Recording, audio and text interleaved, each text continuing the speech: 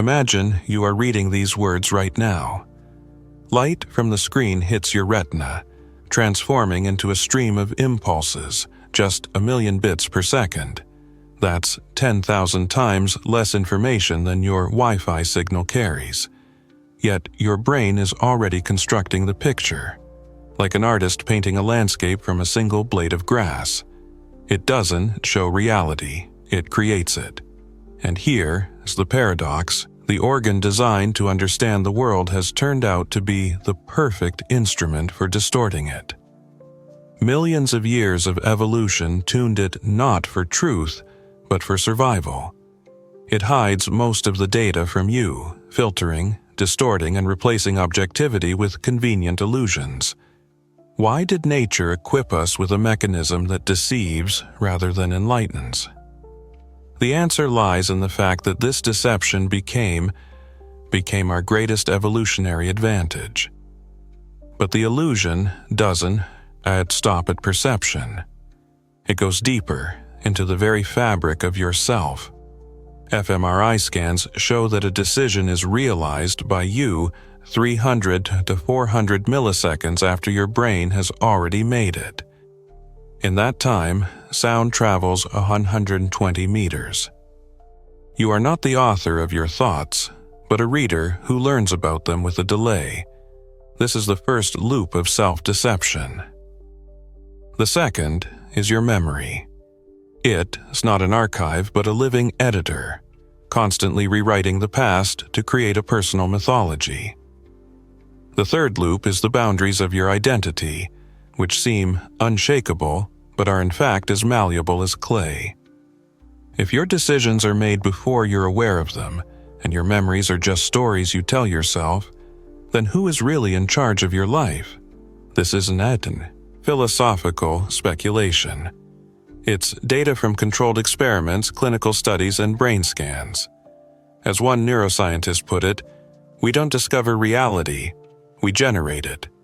Your world is a private cinema where you are simultaneously the director, the actor, and the audience. It might seem like the final verdict on human autonomy, but it is here, at the very heart of the illusion, that the key to awakening lies. Scientific discoveries aren't just shocking, they offer a path, the path of consciously constructing the world you call reality. But how exactly does your brain create this seamless illusion? Close one eye.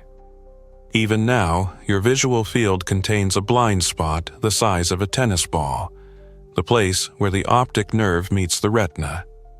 You don't notice it because your brain fills the gap with plausible noise. It extends the wallpaper pattern, even if it isn't really there. This mechanism works on predictive coding. The brain doesn't process all the data, but predicts reality based on past experience. You see not what is, but what you expect to see. This deception extends to more complex constructs. fMRI experiments show that 85% of the visual cortex activation when imagining an apple matches that of actually seeing one.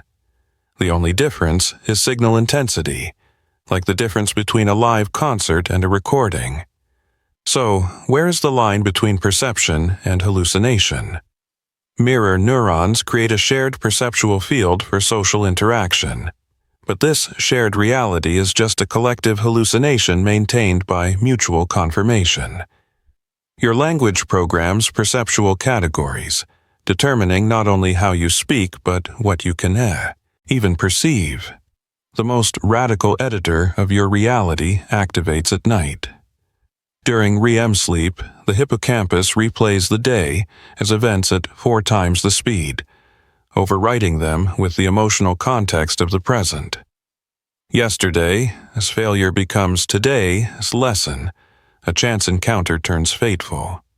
People deprived of this phase lose the ability to distinguish real events from fictional ones. Your past isn't an archive, it's a script you rewrite every night. But if the past is illusory, what about your body?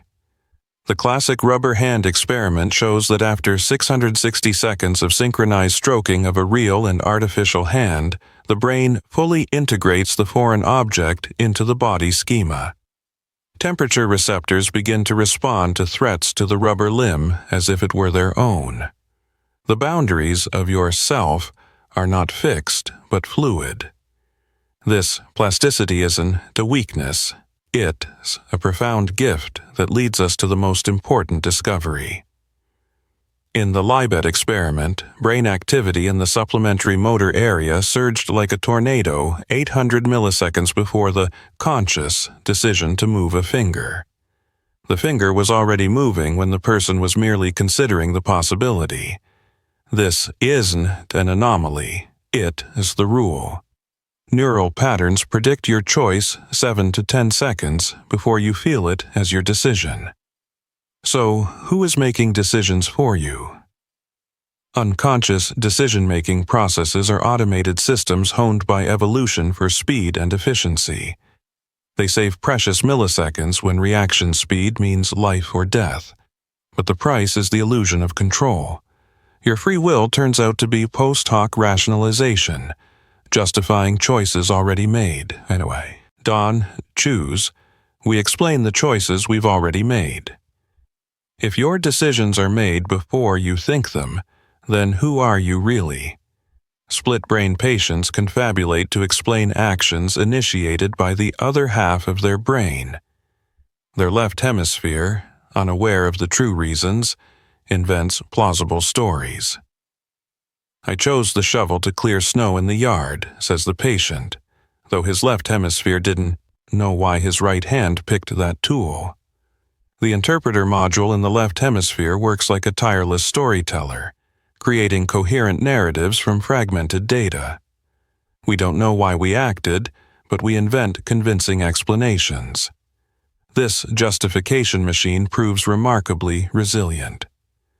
Clinical cases of ideational apraxia show that patients retain the ability to act, but lose the ability to explain their actions.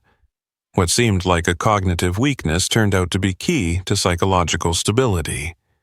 In choice blindness experiments, subjects remain confident in their choice even when experimenters swap items right before their eyes. In 78% of cases, people notice the switch and confidently argue for the advantages of the item they didn't actually choose. Why do we trust our decisions so blindly? The mechanism of cognitive dissonance reduction makes the brain change beliefs and attitudes to justify actions already taken, not the other way around. Causality is reversed. Action comes first, then beliefs are adjusted to fit. We rationalize our way to decisions already made. This blindness isn't a defect, but a sophisticated defense mechanism. Cognitive biases repeat with mathematical predictability across cultures and eras. Confirmation bias, anchoring, availability heuristic. These aren't random errors but standard system features. Evolutionarily refined algorithms that work as features, not bugs. Cognitive biases function like an autopilot. It doesn't fly perfectly, but it saves fuel and prevents disasters 99% of the time, even if it occasionally takes a less direct route. Heuristics, as tools of cognitive economy, allow decisions under time and information constraints. But this economy comes at a cost, especially evident in modern conditions. If your thinking follows predictable error patterns, how free is your thinking really? The most important question is, can you escape this matrix of self-deception? Himba tribe children in Namibia see shades of green, indistinguishable to Europeans, but notice classic optical illusions with parallel lines. Their reality literally has a different geometry. Language programs not only words, but perception. Peoples whose languages lack words for blue struggle to distinguish it from green on tests. Linguistic structures determine how we slice the continuous flow of experience into categories. Language doesn't describe the world. It draws its boundaries, defining what can even be noticed. But the programming goes deeper than colors and lines. Your sense of pain depends on cultural context. In initiation rituals, teenagers endure tortures that would cause shock in a hospital because the social meaning of the event rewrites physiology. Mirror neurons sync your emotions with the group, creating collective experiences. This programmability is a weakness, but a survival tool, allowing the community to act as one organism. But the price is your emotional autonomy. What counts as mental normality? In one culture, voices in the head are a symptom of schizophrenia. In another, a gift from ancestors. Depression is almost unknown in societies without the concept of individual guilt for failure. Diagnostic criteria have changed throughout history as radically as fashion. Your mental health isn't a medical fact, but a temporary social contract. If your normality depends on cultural context, how objective is it? But your brain is capable of neuroplastic liberation. Meditation increases cortical thickness in prefrontal areas in just 8 weeks, and cognitive therapy rewires neural pathways responsible for anxiety. You don't have to be a hostage to your cultural programming. The most radical step is confronting another reality where your automatic patterns fail. What happens when a person is caught between two cultures? But what if a quantum particle is both a wave and a particle until it subserved? This paradox shatters classical physics. The wave function collapses precisely at the moment of measurement, when the observer's consciousness fixes the outcome. Reality exists as a spectrum of probabilities until we force it to choose. The Copenhagen interpretation speaks not of passive observation, but of co-creation. You don't just see the world, you help define it. The delayed choice experiment doubles the paradox. A decision made in the present can influence a photon's path in the past. This isn't abstract physics. It is the key to practical magic. Your belief can change your body as biochemistry. Patients who know they are taking a placebo still show improvement. Endorphin release and immune system activation are triggered by the mere expectation of healing. Your brain produces chemical reactions comparable to real medication. The nocebo effect works in reverse. Negative expectations cause real symptoms. But the most intriguing breakthrough happens in flow states. Athletes in flow exceed their limits by 300–400%. Their brains temporarily deactivate the default mode network, the source of self-reflection and doubt. The ego dissolves, unlocking hidden resources. It seemed self-control led to success, but letting go turned out to be the door to superhuman capabilities. Lucid dreaming provides direct proof of power over reality. People in lucid dreams change plots, create worlds, solve problems. Prefrontal cortex activation during sleep preserves critical thinking. If dreams are hallucinations, you become their director. It is a rehearsal for managing waking reality. Research shows therapeutic effects for treating phobias, but real transformation begins when you apply these principles to waking life. Your consciousness isn't a passive spectator, but an active co-author of the universe. Every act of observation is a creative choice from an infinite spectrum of possibilities. You don't just perceive reality, you constantly create it. This ability is hidden in everyday states, belief, flow, dreaming. By realizing it, you gain the key to consciously constructing the world you call your life. fMRI scans show that after 8 weeks of cognitive therapy, prefrontal cortex thickness increases by 0.3 millimeters, like adding a new processor to the perception system. A depression patient learned to catch automatic thoughts like, "Everything is hopeless," and replace them with more accurate ones. His world literally changed colors with practice. Gray reality gradually filled with shades. Research proves cognitive therapy causes the same brain changes as antidepressants. Thought is material and can rewire neural networks. The click moment came when an old mental loop broke and reality suddenly looked different. But to reprogram deep layers, you must first see the mechanism sewing cognitive garments. Meditators report that pain becomes just a sensation, not suffering. How can mere observation so radically change experience? The feeling of breath at the tip of the nose becomes an anchor while thoughts rush by like clouds, untouched by the observer. A person on retreat realized for the first time that his anxiety wasn't him, just mental noise to be observed like weather outside the window. fMRI studies revealed that in mindfulness practitioners, the default mode network, responsible for self-reflection, activates, not the fear network, even under stress. A physical sense of expanding space between thought and awareness. But to control attention at this level, you must first understand what reality is creating by default. In the famous gorilla experiment, half the viewers don't see a person in a costume walking through a basketball game. Our reality consists only of what we decide to notice. A radio operator learned to extract the needed signal from noise, and this skill began filtering his daily life. He literally stopped noticing annoying details.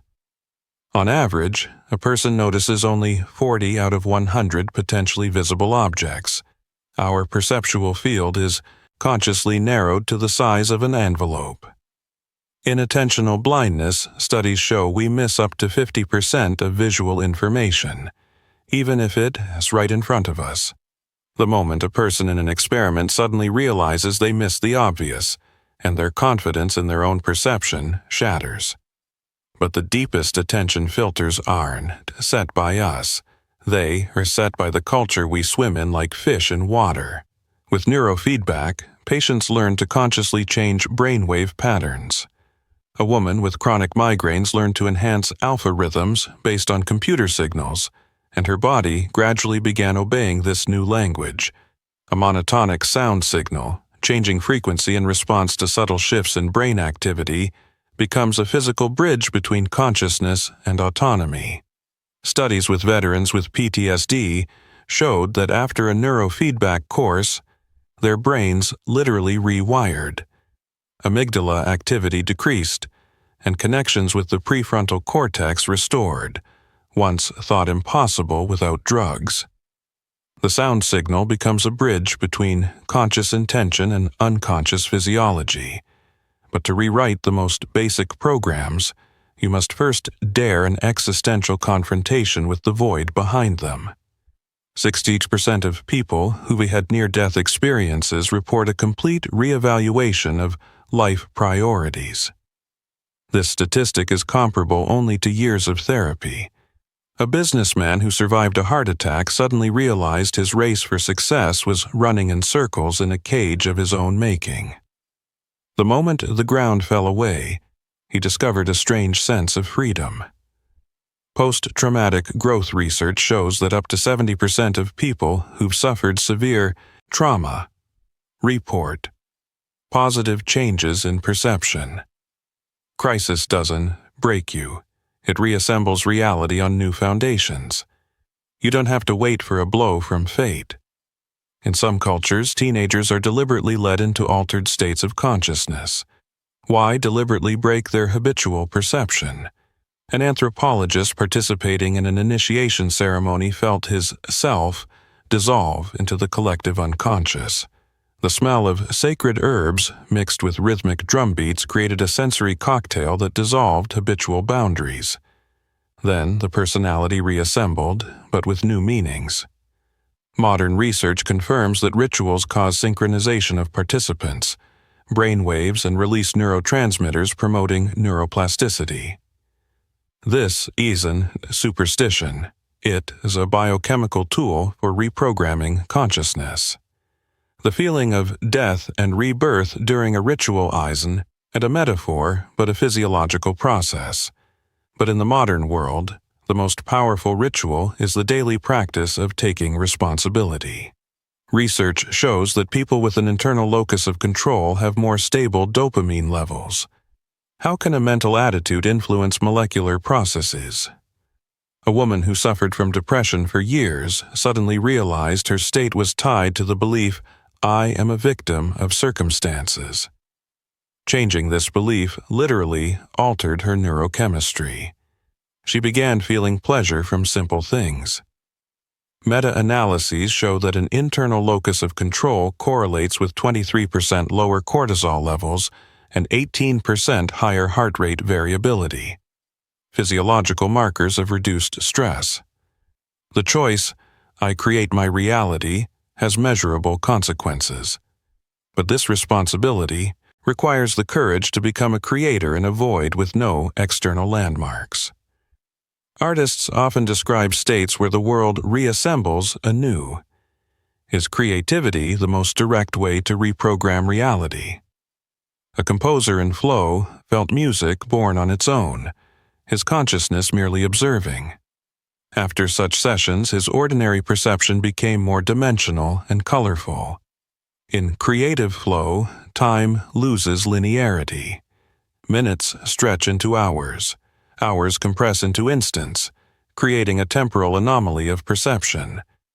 fMRI studies of improvisation show suppression of the dorsolateral prefrontal cortex and activation of the default mode network. Creativity literally turns off the reality sensor. The feeling of mental silence at the moment of creative insight isn't mysticism but a neurobiological fact. The ultimate creative act isn't creating artifacts but constantly recreating yourself and your world from the raw materials of perception. You stand before a choice. Continue living in a ready-made illusion or start consciously constructing your reality. You stand at the threshold of exiting the cave, but instead of sunlight, you face something more radical, the realization that the shadows on the walls have always been your creation. It seemed the discovery of reality's illusory nature would be a sentence, but it turned out to be the key to true freedom.